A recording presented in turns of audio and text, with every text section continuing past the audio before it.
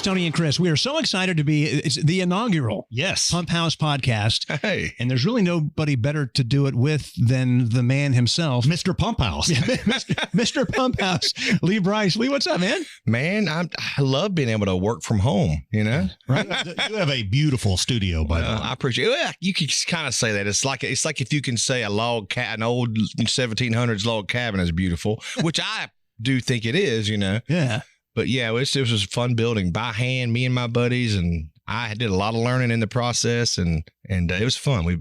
We now I get to work out of it every day. I don't have to, book studio time. I just come out here and start working if I want to, And you got to get away from. I got to get away. I got studios. Oh yeah. Sorry, y'all. You can drop the kids, but they got to stay outside. Yeah. I got the farm around here. It's in the middle, smack dab in the middle of a farm. The kids can just run in circles around the studio. It's all good. That's perfect. Now, I mean, we're going to talk about a lot of things, but we might as well get the elephant in the room out of the way. Okay.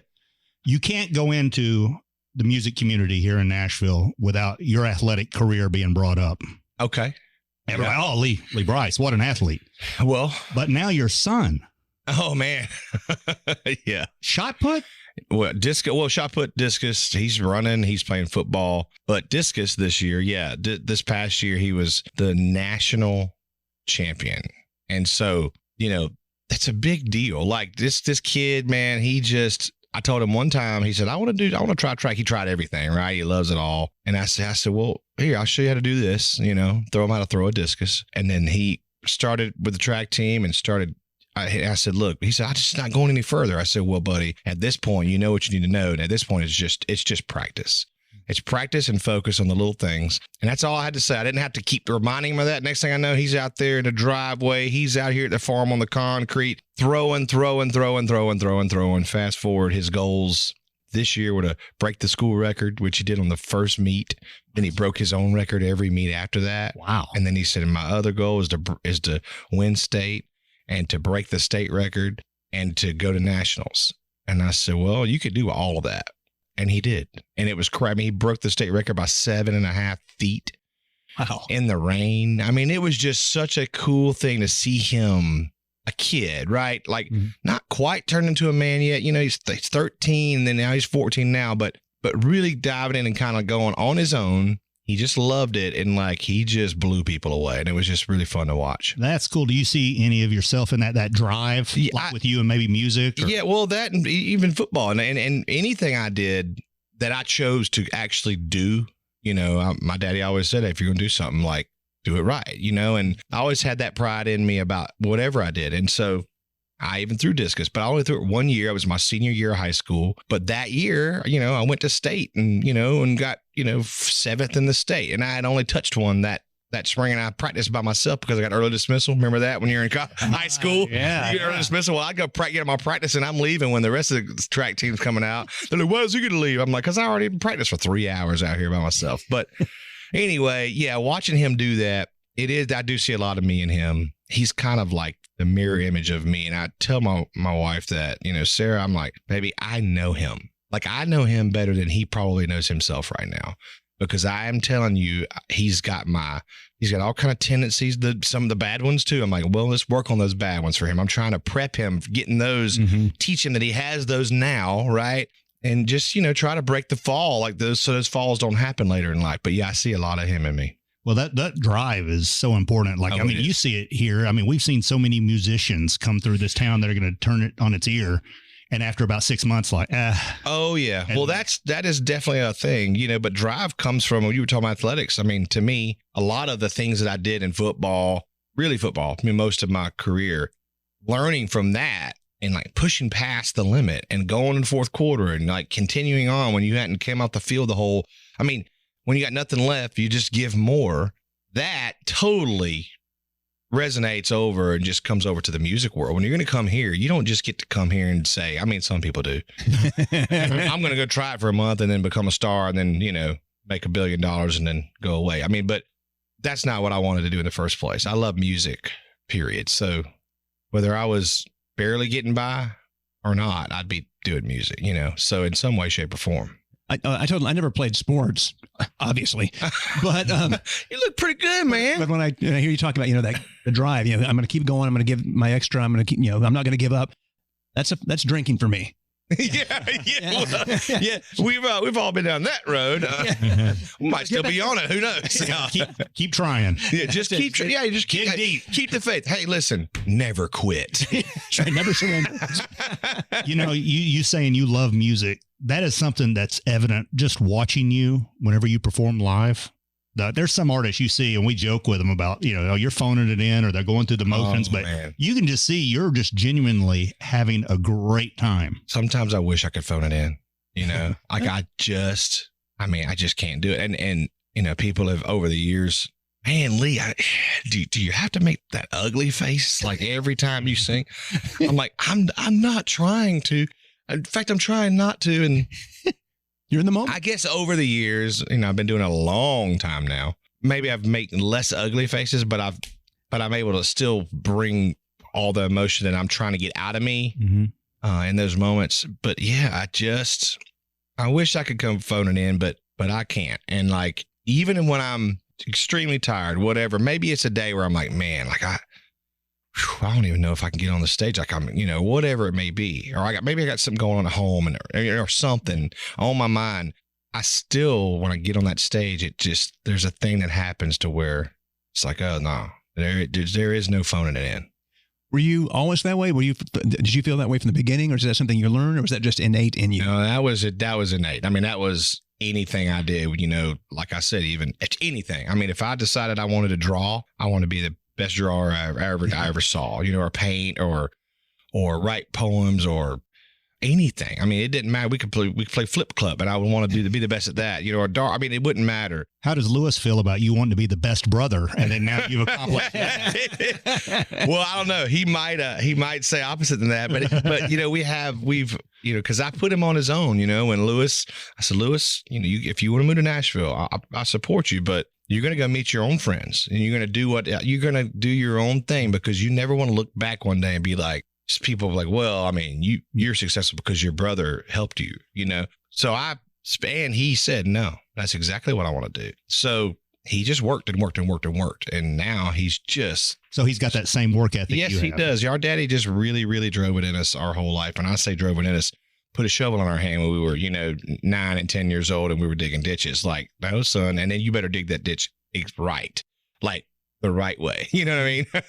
I mean, I think that's important. I think, we talk a lot and we sound like old men when we do it, back in the day, but I mean, it seems like, because the world became a different place, and, both parents had to be at work. It wasn't like, we were lucky when we were kids. I mean, mom was at home with us, and there was always somebody there to kind of guide the situation. I think a lot of kids miss out on that in this day and age. They just don't have quite enough parental involvement, or they don't have enough from both parties because of the way marriages go. And they miss out on some of the things that they should learn. And they have to count on the world to somehow teach them. Sometimes it works out. Sometimes it doesn't. And sometimes it doesn't. Yeah. I feel like some parents and a lot of adults, just adults in general, we would say, hey, well, social media or, the phones or whatever, get the kids distracted and they just want to be on iPads. Well, I think the parents are on the iPad, on the social media and stuff is just as much. And so, I mean, what do you expect? And so to me, like the connection and the teaching and the parenting, is I tell you, in a lot of ways, man, social media is like the devil. And I know like this will probably be on social media. So I'm not trying to, I'm putting it right on my mic. Yeah. Oh man. I got Periscope. Are we live? Are we live? Well, I'm just sending it to all my friends on AOL Instant Messenger. Yeah. Instant Messenger. Yeah. But I feel like so I've got a rule in my house, with our kids. Dakota's 14, told him when he was young, we won't have social media until you're either out of the house or you're 18 and you can be an adult, because I feel like it is an adult decision, like drinking or smoking or driving. You got to be able to handle because it's definitely addictive, and it definitely changes lives and changes your headspace. And, that's something that our kids won't have, right? I mean, I'm sure they're going to be exposed to all of it, but having it on their person, they're just not going to do. And I'm, and Dakota's been really good with that. I said, hey, actually, you're going to end up being the coolest kid in school. They'd be like, who's Dakota? Who's that mysterious kid over there? And it's working now. And he's like, I don't have it. And like, he's worried about football, and he's worried about track, and he's worried about, he's got a girlfriend. I'm like, what? You got a girlfriend? Call her. You don't have to you know what I mean? Like, so yeah, it's a big deal to me. It's challenging. Yeah, my kids are grown. They're in their late 20s, early 30s. And so they were coming up right when all that was, they were young. Oh, yeah. But, the internet was just getting rolling. Yeah. And then so they, they had MySpace pages, those things. And to watch them, and, we obviously did the best we could to kind of control that too. I didn't go quite as far as you probably should have, but I'm happy that they learned, I think they might be the last generation, except for people who are in your situation, who had the chance to be taught how to handle it the right way. Right. And because you see so many people who haven't been taught that, and look at them now. I mean, you're right. It started out, and it still does have plenty of great applications, right? If you can control it, and so, but it's hard to control, and I think you got to be old enough. Like you said, I feel like now you really got to be old. Like if you just give a 10-year-old, here you go get you a whatever account, whatever the new thing is, Snapchat or something. A, there's all kind of stuff on there that you don't want your 10-year-old to see. And B, it's just an addictive thing to where I'd rather you be out. In other words, we're out on this farm. That's why I've bought this farm, for one reason. For my kids to have a place to come to and not ask me for iPads, not ask me for none of that, because they want to go. I'm like, where y'all been for the last 2 hours? Well, we were digging a hole. Bam. Yes. Victory. I did it right. So that's what we're going for. Very cool. Now, wanted to congratulate you. You just got some hardware or something for a bunch of your songs. Like, what all did you just get? Like something quadruple? Man, platinum, I billions. I think that the last thing we just got, I think the last record just went like 1.5 million or something, which is so good, and we're so thankful. But we've had some good hardware and been in some really small company, like big company, but just a couple people, and that was really, really cool with like billion something billionaire club or something, not money, but I wish, but like, having that kind of that many plays on whatever Spotify or Pandora or whatever it is, but I still can't get on Spotify. I don't know how to. So I'm just sorry if I don't know all my lingo as much as y'all, but well, no, that's right. Well, you've already told us the whole social media situation, so we should know that. Yeah. When you're given those plaques, and I know you don't do the humble thing. I know you're going to do the humble thing, but please don't do it. But when did you realize in your career, was there a point where you were like, dang, I'm a star? Like I am legitimately a country star and I've made it. Well, I feel like kind of when the first song, not my first, but the first song that sort of went to the top of the charts, not number one, but whenever I had Love Like Crazy out and I started feeling people singing that thing like a star, and like having shows where people were packing out clubs, and even that at that time of my life, and and we got the longest song on the radio in the history, on the charts. And I'd written a song that was the first song that was, ever debuted at number one for another artist. And there was a moment in there where I thought, if I didn't, which my brain was like, well, I want to go own the world and play stadiums and all this stuff. But at that moment, I still was like, man, I feel like, I couldn't go home to Sumter without people wanting to, either rag me about wearing a leather jacket back home or something, in Sumter, or, wanting my autograph or something. And so there was moments where even right then where I thought, well, if I've made it, as far as being that, but I never, still to this moment, I'm like, I still haven't remotely gotten to where I want to be, like, as far as where I want to be. But man, it was early on whenever we really worked hard after 4, 5, 6 kind of failed singles, and then Love Like Crazy came out. It was, that was pretty good times. Pretty good. That's one way of saying it. Pretty good. I want to back up a little bit and talk a little bit more about this property and your studio. You talk about let the kids come out and run around and play. Yeah. I grew up on a farm when I was little in Ohio. I see that corn and it brings back so many great memories for me. So I love that they had that opportunity. Absolutely. How did you pick this spot? And then when did you decide, what we could do? Like, how did it all come about from to the studio? I was just looking for somewhere to maybe buy some land, like a little bit of land out further than we were. We were down in Brentwood and, neighborhoods. And that's not where I wanted to end up, and I got to a point where I was like, well, I can go buy a little bit of land and build a house. I always wanted to build a house. And I was actually looking at some land down the road with a real estate agent, and my buddy called me, Dallas Davidson. He's like, hey man, what you doing? And I said, I'm actually looking at some land, trying to figure out where I want to maybe build a house. He said, well, you ought to buy the farm. I said, your farm? He's like, yeah, man, I'm going back to Georgia, man. I want to go, like, because he failed as a songwriter. Well, make it. Yeah, right. Yeah. He said, I'm tired of having to work here, so I'm gonna go work from home in Georgia. I said, okay. I said, but listen, man, I can't afford your farm. He said, man, just come by. I was 2 miles down the road. came out here, drove. He said, there's keys are in the four-wheelers there. Just take a ride back. Just ride around. Look, I said, all right. I came by. It was like the sun was going down. Went up to the top of the hill, saw a big 10-point buck standing on the hill, like in this like Bambi's daddy in front of the sunset. I'm like, man, I can't afford this. And something about it was pulling me to it. And I said, well, I'm going to make it happen. So I get the farm. And because you asked this, it's just such a great story. Probably 6 years before that, maybe even 7, let's just stay here. I had the farm, right? Got it in, August, and we couldn't close till like the beginning of the year, but he said, just go ahead. I said, I'm gonna start moving my stuff in now. He said, done. So I was here. I'm out here just walking over every inch of this whole farm, right? Looking for deer scouting, everything. Just love it. 3 months goes by. I have a little party for my band out here, and I cook a hog, and my bus driver drives up. And he goes, man, it's what a great, place, the farm's beautiful. I said, yeah, man, I'm so excited. Love it. He said, I didn't know you got the place that you filmed the video for I Drive Your Truck and a woman like you. And I went, what are you talking about? He said, Lee, we sat here for 2 days on the bus while you filmed I Drive Your Truck. Your brother was out in that field around there driving. I said, what? And I mean, if you think about it, we drive up on a bus. I get off, I'm in the middle of some field. You see somewhere. the same back. So long story short, I had been on this farm for 2 days. And for one of the biggest songs of my career, shot the video. My brother was driving a truck debut, out in the middle of the field. The little girl on the front steps was over at the cottage that I've been staying at. Like it was surreal. It was like, I didn't even know that I was being drawn to this place for a reason. And more and more stories have come out of that. But man, that was a pretty special one. It was like it was meant to be. That's awesome. And then when did you make the decision? I mean, because again, the beauty of being successful is you are able to start making those decisions. Okay, I did this. I got that done. Now I don't want to have to go someplace else to record. I'm going to be able to do it here. Uh-huh. So when did that come about, and how long did it take to get it all put together and get it ready to rock? So, I mean, 6-7 years ago, bought the farm, and immediately I was like, well, eventually I want to turn that dairy barn into this, and I want to put a studio out here. And I had all these plans in my head. People are like, okay, yeah, right. Well, I started doing slowly but surely. So about 2 years ago, I started building this. I said, I drew it out on a piece of paper. This studio it's just like an eave off of a pole barn. You would never know it's a studio, right? Yeah. And I drew it out. And so fast forward a year later, got it done. We built it by hand, every baffle in here.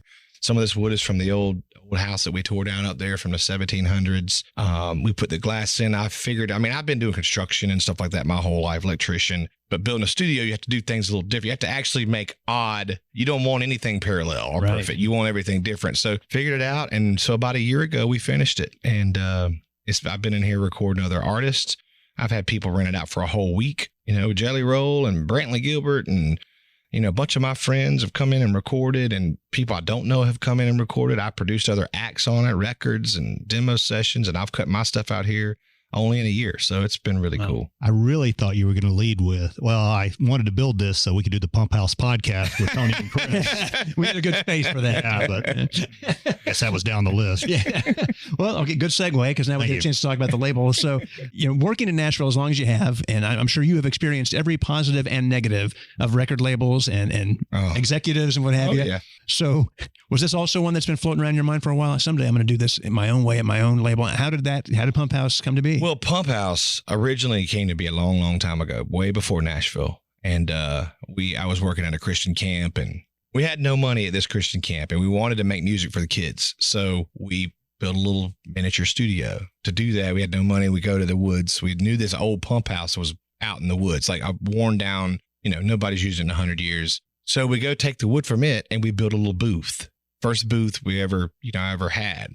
And how old were you at this point? I was 18. Okay. Good. Yeah. And we built a booth, and we had a little computer, and we would do vocals and play acoustics, and we would make music for the kids, and we would give them CDs of the week, when they were there at the camp. So Pump House we called it Pump House. And then everywhere I went, I had a little studio. I'd build my studio bigger and bigger. I came to Nashville, I had a little studio, in the house, and it was Pump House, and had all the equipment still. I had the microphone and all the original stuff, and then continued to grow. And when I came out here, it's just always come with me. That name has come with me. And I started with Lewis and said, well, I want to name a publishing company, and I want to name my record label Pump House. And so Nick Norman, who was originally on Pump House, on this side of Pump House, he was like, man, we wanted to do a record. Me and Rob wanted to do a record on it, so we'll start a record label. And Nick said, well, what do you want to, we had to get a name of the record label. And I already had Pump House Records going for Lewis. And he said, well, let's just make it Pump House. I said, well, can you have 2 separate sides or whatever? I said, yeah, you can do whatever you want. You name it whatever you want. Money's going to come from different places and go different places. But so Pump House, we just added into Pump House. And then now Rebecca Lynn Howard and Lewis is on there. And so it's kind of what has been happening since I was, 17, 18 years old. And so when I built this became the newest. This is where I brought all my studios. They've kind of moved with me. Yeah. And this is now Pump House A. Pump House B is the bus. I built a studio on the bus. Nice. I've heard about that. Legendary stories of keeping people up all night writing. No, they keep me up all night. They want to, keep their opportunity going. So they keep me up all night. Oh, okay. It might be the longest creation of a record label ever. Though. Right. Yeah, it's very. Now, before we talk about your new music real quick, I got to ask you just over the years, because you're one of the cool artists in town that you don't necessarily have to write everything you record, because that drives me nuts seeing some artists. And it's like, because they don't even write their own stuff. And it's like, it worked out okay for Straight and Reba. You think? Yeah. And Garth. Yeah. And so is there a song over the years that you missed out on that you were like, oh, I should have cut that was just right there? There's been a few that have come across my plate that one I couldn't get to quick enough. And but one comes to mind. I was singing demos. I got new artists, didn't have a big hit yet, but I was like, man, really. And I heard this song that I actually sang the demo on this song called "Laughed Until We Cried," and I sang it about 6 p.m. And the next morning, I called Ashley. I said, Ashley, that song I sang last night, could I cut that song? He said, Lee, it got put on hold last night, an hour after you sang the demo.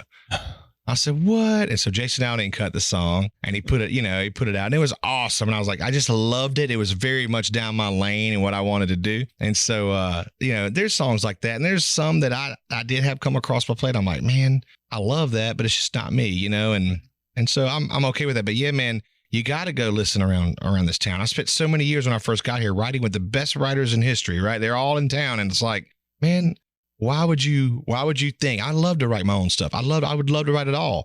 But if you get pitched, I drive your truck, or drinking class, you know what I mean? Mm-hmm. It's like Garth Brooks. What would his career have necessarily been if Friends in Low Places and The Dance wouldn't have been in his career? Mm. I mean, I'm not saying he wouldn't have been a star. I'm just wondering. He would sure help David Kirsch. I'm just saying.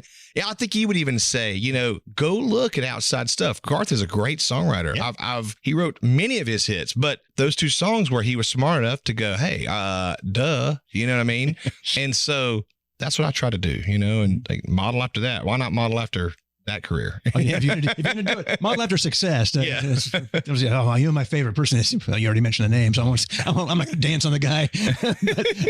Well, let's talk about new music. What's happening with new music? What are you guys working on? When are we going to get? Working on a bunch of stuff, but I tell you, actually, on that same note, I've been making this record, and I'm struggling on what I'm going to put out as my first single on this new record, and something hadn't felt exactly right. And then the other day, past Friday, Rusty Gaskins actually pitched me a song. He also pitched me I Drive Your Truck. He hasn't pitched me a lot of songs. And he said, hey man, my guys just wrote this yesterday and wanted you to hear it first. And man, it's like a vocal thing. So it's like myself and another, at least 1 or 2 guy artists and a girl. Right. Oh, wow. So it's like a vocal event thing, but it's a smash and it's got this camaraderie to it. And so I am in the process of, like, when y'all leave here after this, y'all pack up all your junk and get out of here. I'm going to be right back on. Come sooner. Yeah. I'll be getting right back on it, and I'll be trying to get it done because I'm going to try to get it out this year. Oh, good. Fantastic. That's awesome. So we'll see. I mean, it's called Drinking Buddies, and it's got a thing. So we'll see what happens. Okay. Excellent. Well, man, we can't say thank you enough again for having us out here and for taking the time. We know you're busy, obviously, and ready to get back to work. Well, we appreciate y'all being here. This is fun. We should do this. Once a decade, longer. Yeah. I was gonna say, we'll come do it longer, and I know y'all got other stuff to do too. I think y'all got a line of people out the door trying to get in here and talk to you guys. Yes. People are clamoring to be on the Tony and Kris podcast, the Pump House podcast. we thank you again, and we cannot wait to get back out here again. Can't wait to hear the new music. And dude, thanks so much. All right, man.